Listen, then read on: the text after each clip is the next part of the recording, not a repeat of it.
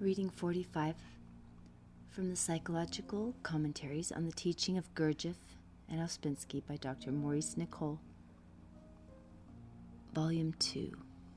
Berlip, November 18th, 1944. Introductory Note to Commentary on the Mind.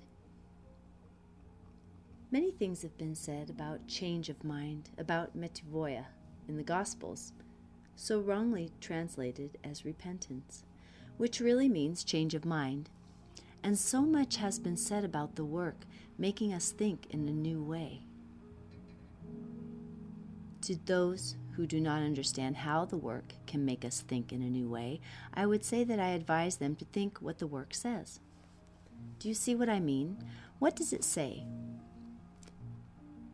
I would advise them to think about themselves and what the work says about ourselves, and what teaching the work gives about things with which we have to struggle, and with what object.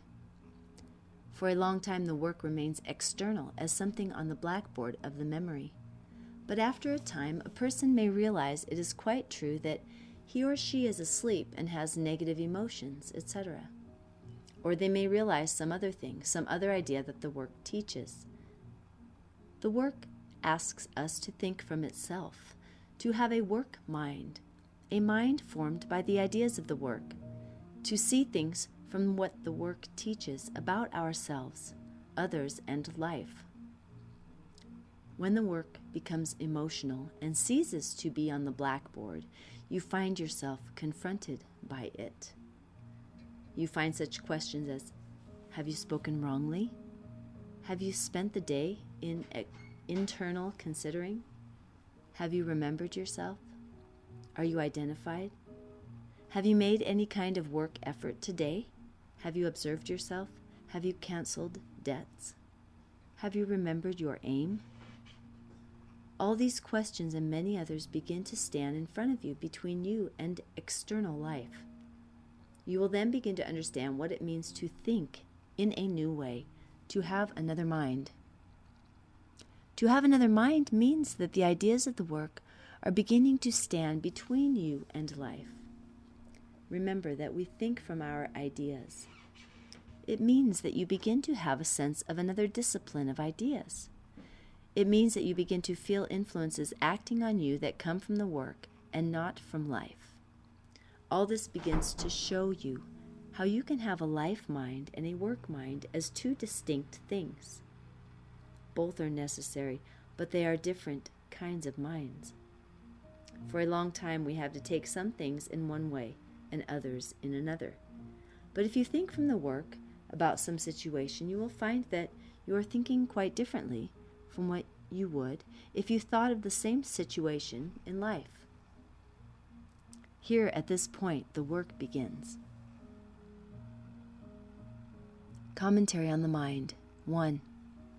A question was recently asked about minding, as to what is the difference between not minding and being indifferent? I will repeat the question. Quote, if you do not mind, things do not hurt you. After a time, perhaps we learn this great lesson rightly. But most people think that not to mind means to be indifferent. A long time ago it was said by O at a meeting that being indifferent is one of the worst states of sleep that one can be in. What difference can you discern between not minding and being indifferent? End quote. We are told that one of the worst things is to be indifferent, and the point of the question was to draw a distinction between not minding and being indifferent. Now, we mind according to our minds. The object of this work is to change our minds. What are our minds? We imagine perhaps that our minds are infinitely flexible. However, such minds as we have are built-up things, acquired things. We are, for example, by education, told that we must think this or that, imitate that, and so on, and all this forms our minds, the minds we go about with. Most of us have very rigid minds in this sense. These acquired minds of ours are parts of our personality, of the acquired side of our psychology. Now you must all understand that this work begins with changing the mind, and this means changing the way we think about everything. You may have been taught that you must worry about this or that, and this forms part of your mind, of your acquired mind, and therefore when this or that happens, you will mind it, because that is your form of mind. You will feel that you must mind because your mind has been formed by what you have been taught as regards this or that. So when any impression falls on you from outside life that hits your mind in this way, you will mind it. You will think of it according to this mind that has been laid down in you, and so you will not see any other way of taking the incident that has happened to you. That is another way of minding it. In fact, it will never occur to you that you need not mind the thing in the way that you do mind it. Let us say, for example, that you have been taught that such and such people are very bad. Then you will always mind those people because your acquired mind has had laid down in it this way of minding, this way of taking people and thinking about people. Now, one of the first great objects of the work is to make us think in a new way about everything, including ourselves. Mr. O used to say continually to us at one time that the object of the work is to make us think in a new way. That means to have different minds. Now, to think in a new way is to have a new mind, and this means that if we think in a new way, we will not mind all the same things as we formerly did. Change of mind is the basis of all esoteric teaching belonging to the period since Christ. Speaking more deeply, the reason is that man is now so closed up, so almost dead, so asleep, that the only thing left open for esotericism to touch in him is the route via the mind. For this reason, Christ taught metvoia, or change of mind, as the starting point of his esoteric teaching, and we can say in general that no one nowadays has any chance of awakening and of inner transformation or of feeling new influences except through the pathway of the mind. The mind must change. The minding of things must change. Therefore, it is a very good thing to observe how you mind things, because all your minding of things depends on what form your mind has been made to take, by example, by what you have been taught, by acquired prejudice and imitated attitude, and so on.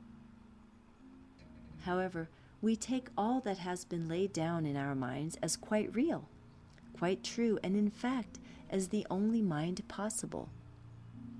But as long as we do this, our minds do not and cannot change. Everyone has certain mental standpoints, certain mental prejudices, certain ingrained ideas as to what is right and wrong, and as long as all these remain unchallenged by the person himself through attentive self-observation, as long as they are not observed, that person will continue to mind always in the same way and will not realize that the ideas of the work seek to change this fixed mind and make the man think in quite new ways. For if the mind is fixed, no one can think in a new way. We think from our form of mind. Now, supposing that your mind is very fixed and limited, then you will always mind in a fixed and limited way. For example, you will feel it is right to be upset about this and angry about that, or depressed about something else, and so on. You will mind all these things. Why do you mind them? You mind them because this is how your mind works. You mind them because you have been taught all these things, all this way of minding. Now the mind is an infinite thing, and this thing that we call our minds, which we have acquired, is not total mind at all. It is like a little heap of stones on a vast open plain. It is something very small and arbitrary in the sense that one has acquired it without thinking for oneself. One of these stones may be your own, but the rest are acquired. One has been taught to make this little heap of stone and to take it as if it were the whole of one's mind, with all its infinite possibilities of understanding and insight. When something strikes the mind that we cannot entertain, we say, "Tut tut," or we get angry because we can only take in as through a little chink certain things that correspond with these little heaps of stones that we call our minds. So we go about, as it were, with a very small instrument that has been created more or less haphazard in us, and receive all life on this little quite inadequate instrument, this heap of stones. How do you mind? Have you noticed how you mind things? Are you satisfied with the way you mind things, or might you mind things differently? If you have noticed this, then you are beginning to reach the point of changing your minding, and this means changing your actual minds and having new minds. To change the mind, new thoughts are necessary. How difficult it is to change our minds. One reason is that we never observe our minds, or how we mind, or why we mind things as we do. We take our minds, and so our minding of everything for granted. We believe our troubles have nothing to do with our minds and the way they are formed. We can notice that we mind things, but we do not connect that up with what kind of minds we have. In fact, we don't know that we have minds having a particular form. We do not attack our minds, suspect our minds.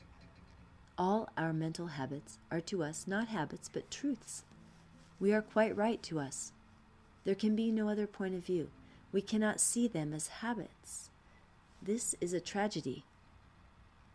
So we cannot see that so many things we keep on minding so much are due to invisible mental habits. Of course we have to worry. Of course we have to think that this is impossible. Of course we have to say we have never heard of such a thing. Of course we have to say, tut-tut, well, I never, and so on. And why? Because we take our mental habits as ultimate truths, as ultimate standards, not even realizing they are mental habits that we have acquired insensibly over a long period, in fact, that long dark period that inevitably intervenes, the dark ages, before we start to think for ourselves, about life, and about why we do and say the things we do and say, and about who we are.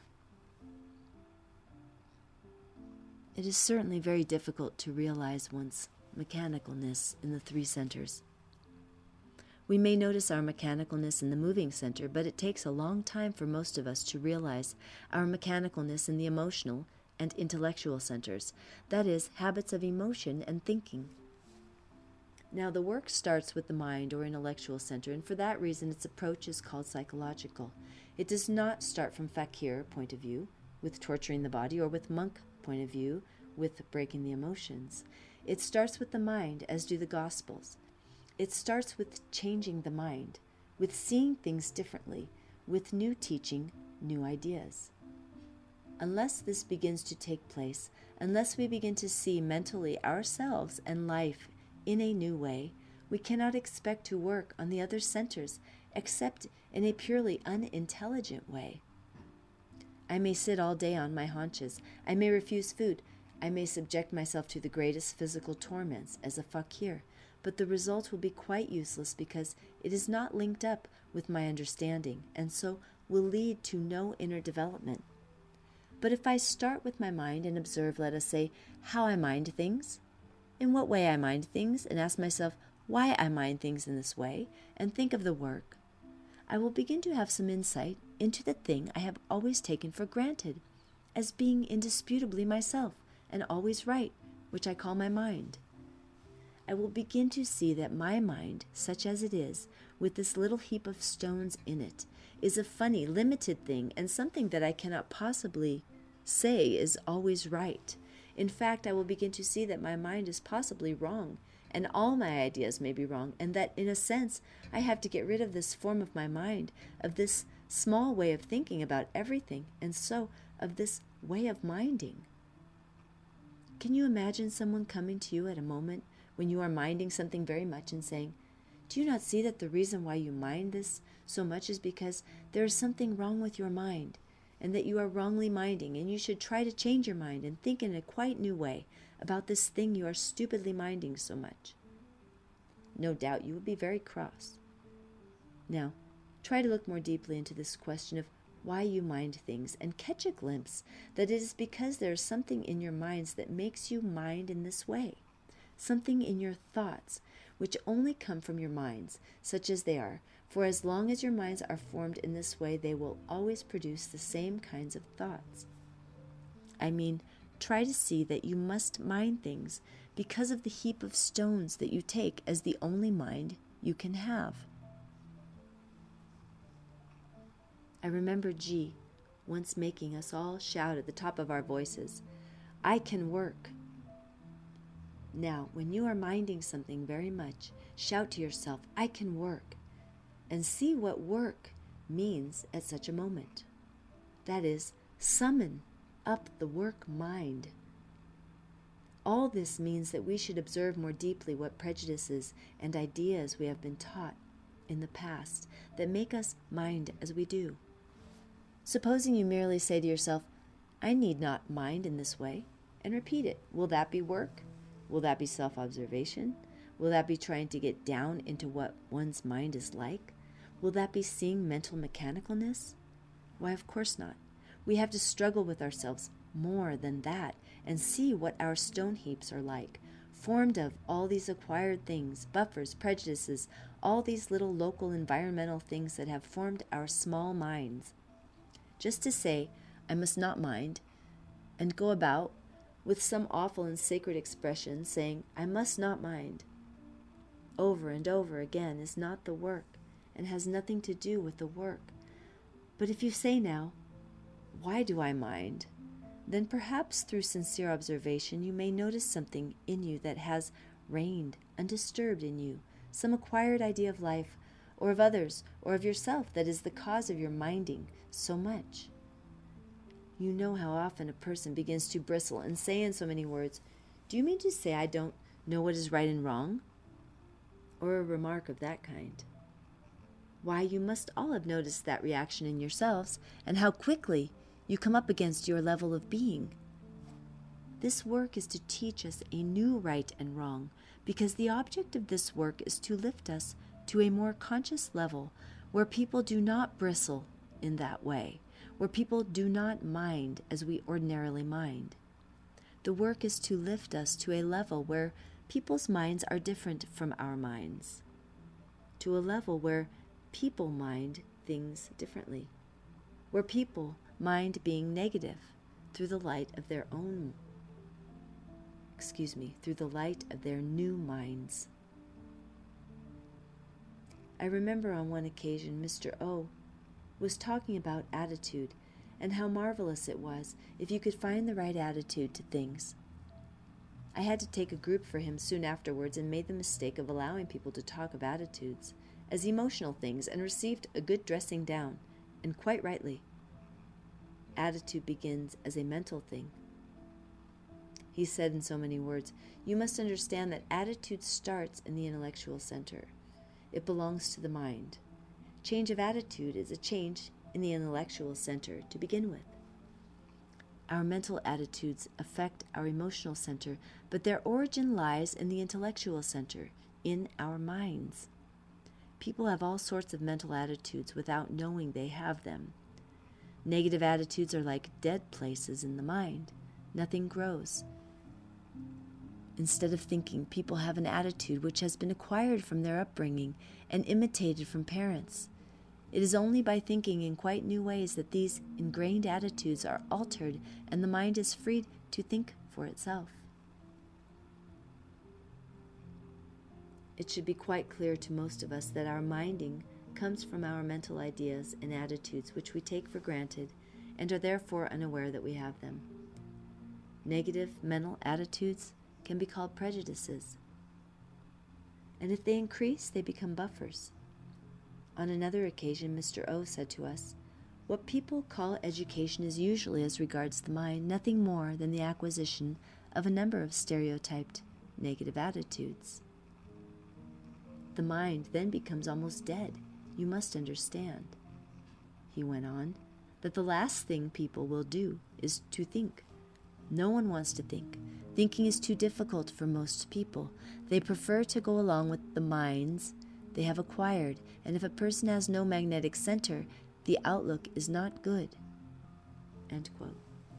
No, I suppose that none of us understands how we resist thinking in a new way.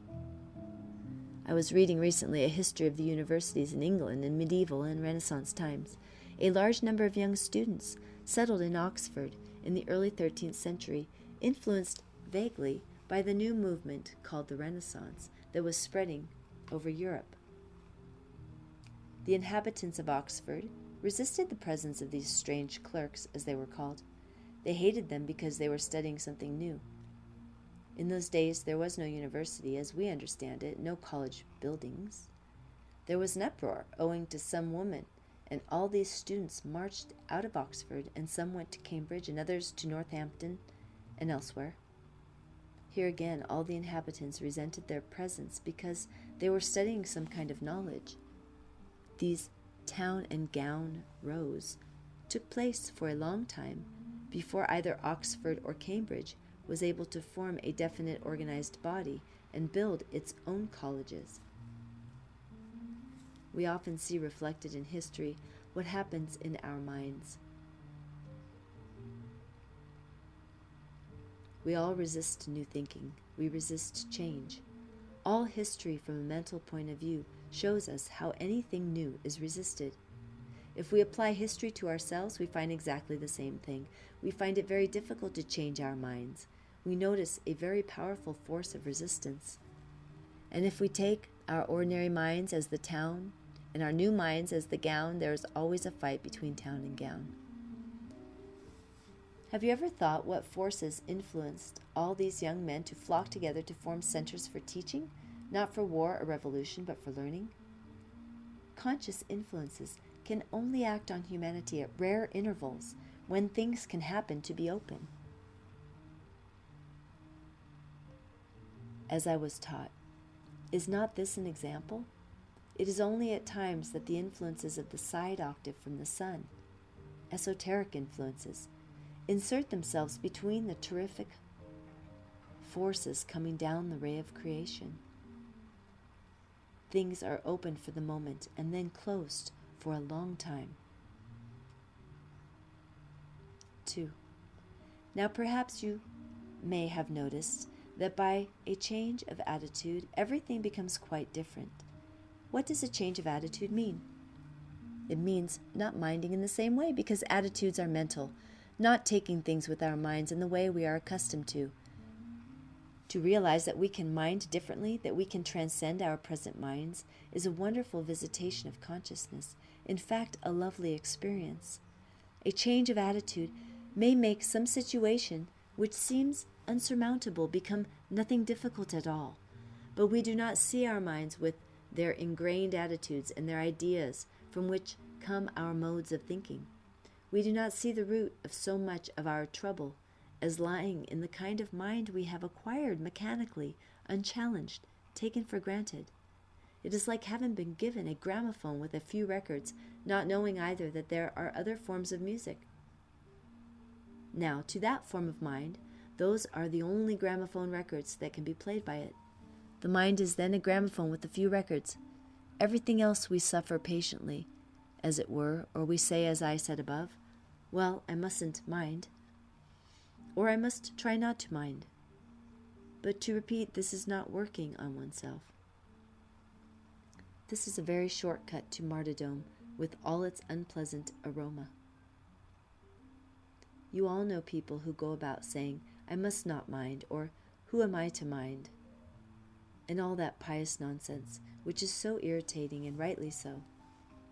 I fancy that of all the forms of unpleasant manifestations of other people that we must allow and understand and endure, among the worst are such pathetic manifestations of this brave, injured suffering. The work is a very strong, clean thing, and so demands a great deal of inner cleanness and strength and sincerity with oneself. Who are the unclean in the Gospels? Every form of hypocrisy and pretense, every form of looking down one's nose, every form of sighing slightly, every form of pseudo-patience. Yes, all this is uncleanness, and we come to know it. It is a very good stage to reach when one knows it.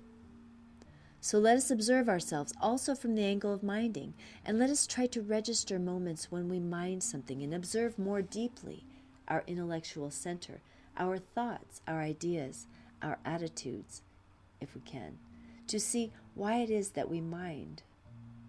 And here also come in many forms of imagination, many forms of expectancy, many wrong ideas about ourselves. In fact, all the imagination that comes from false personality. All this is a very long task. It is a very long way, a long journey, in which we make mistake after mistake. But you may be quite certain, if you have a genuine valuation of the work, you will find the right roads or be brought back to them in an indescribable way. And you may also be quite certain that if you are on this journey, which is so strange and so quite unlike anything you thought with your ordinary minds, you will begin after a time to see what you used to mind so much and now do not mind in the same way. And this means at once that your mind is changing, that your whole way of thinking is changing, and then you will inevitably be shown many places in your lives where you minded so foolishly and so wrongly. This is because of an increase of consciousness. Now this light of consciousness is shed also into the past, into the time body, and from what we are conscious of now, we can see as having acted on us in the past, as having misled us, simply because we were accepting ourselves and our minds as we were brought up, without even thinking who we were or where we were going. Remember that every stage of slightly increased consciousness begins to alter us and the past. The past is living in us. It is all around us, not a long way off. Whatever you do now alters the past as well as the future. Whatever you seize rightly to mind now, you will change.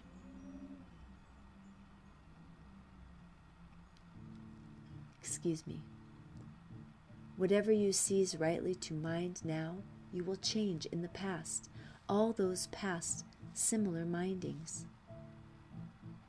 Whatever new insight you gain now will give you an insight into your past and change it.